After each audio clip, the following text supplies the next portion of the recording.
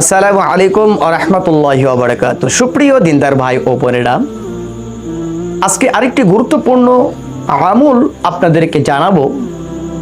যে আমলটি আমরা যদি সূর্য ওঠার আগে দৈনিক 100 বার করে পাঠ করতে পারি, আল্লাহ সুবহানাহু ওয়া তাআলা আপনার আমার সকল ধরনের অভাব অনটনকে দূর করে দিবেন। সুবহানাল্লাহ। আপনার আমার সকল ধরনের টাকা পয়সার অভাবকে দূর করে দেবেন। শুধু তাই নয়, আল্লাহ সুবহানাহু ওয়া তাআলা আপনাকে এমন দান করবেন যে আপনি চিন্তাও করতে পারবেন না যে আল্লাহ সুবহানাহু ওয়া তাআলা এই দোয়াটির বিনিময়ে আপনাকে এতটা দান করবেন। তো সেই দোয়াটি কি, সেই আমলটি কি, সেই আমল সম্পর্কে আপনাদেরকে জানাবো। তাই সকলকেই মনোযোগ সহকারে এই ভিডিওটি দেখার জন্য অনুরোধ করছি। তো চলুন শুরু করা যাক। প্রিয় দিনদার ভাই ও বোনেরা, একবার এক সাহাবী নবী করিম সাল্লাল্লাহু আলাইহি সাল্লামের দরবারে আসলেন। সাহাবীটি অনেক অসহায়, অনেক দরিদ্র এক সাহাবী ছিলেন। সাহাবী খুবই অভাব অনটনের মধ্যে সে তার সংসার চালাচ্ছিল, সে বসবাস করত। তো নবী করিম সাল্লাল্লাহু আলাইহি সাল্লামের দরবারে গিয়ে নবী করিম সাল্লাল্লাহু আলাইহি সাল্লামকে জিজ্ঞাসা করলেন, ইয়া রাসূলুল্লাহ, ইয়া হাবিবাল্লাহ, আমাকে এমন কিছু দোয়া শিখিয়ে দিন যে দোয়াটির কারণে আমার সকল ধরনের অভাব অনটনকে আল্লাহ সুবহানাহু ওয়া তাআলা দূর করে দিবেন। আমি খুব প্রেশারের মধ্যে আছি ইয়া রাসূলুল্লাহ, আমি খুব খারাপ, আমার এই সময়টা খুব খারাপ সময় যাচ্ছে।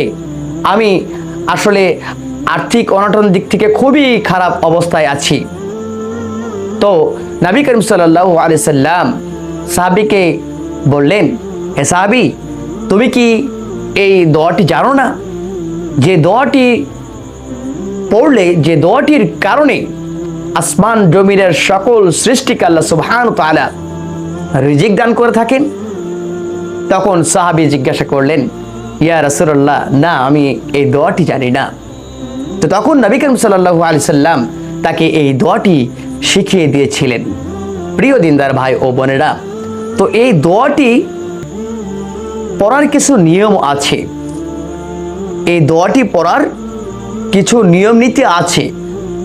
সেটা হলো কি, যে আমরা চেষ্টা করব ফজরের নামাজের আগে এই দোয়াটি 100 বার পাঠ করার। যদি আমরা ফজরের আগে পড়তে না পারি বা অর্ধাঅর্ধি পড়তে পারি আর অবশিষ্ট পড়তে পারি নাই, তাহলে ফজরের নামাজের পরে আমরা এই ওজিফাটি পাঠ করব। আর যদি না পারি, তাহলে ফজরের নামাজের পরে আমরা এই 100 বার এই ওজিফাটি আমরা পাঠ করে নেব। যদি তাও না পারি, সূর্য ওঠার আগেই আমরা এই তাসবিহটি পাঠ করে নিব। প্রিয় দিনদার ভাই ও বোনেরা, তো এই তাসবিহটি কি, সেই দোয়াটি কি, সেই দোয়াটি এখন আমি আপনাদেরকে জানাবো। সেই দোয়াটি হলো সুবহানাল্লাহি ওয়া বিহামদিহি সুবহানাল্লাহিল আলিয়্যিল আযীম ওয়া বিহামদিহি আস্তাগফিরুল্লাহ। আমি আবারও বলছি, সুবহানাল্লাহি ওয়া বিহামদিহি সুবহানাল্লাহিল আলিয়্যিল আযীম ওয়া বিহামদিহি আস্তাগফিরুল্লাহ। এই দোয়াটি আমরা 100 বার পড়ব।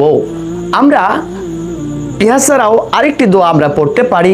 সেই দোয়াটি হলো লা ইলাহা ইল্লাল্লাহ আল মালিকুল হাক্কুল মুবিন মুহাম্মাদুর রাসূলুল্লাহ আস-সাদিকুল ওয়াদিল আমিন। এই যে দোয়াটি, আমি আবারও বলছি, লা ইলাহা ইল্লাল্লাহ আল মালিকুল হাক্কুল মুবিন মুহাম্মাদুর রাসূলুল্লাহ আস-সাদিকুল ওয়াদিল আমিন। আমরা এই দোয়াটিও পড়তে পারি।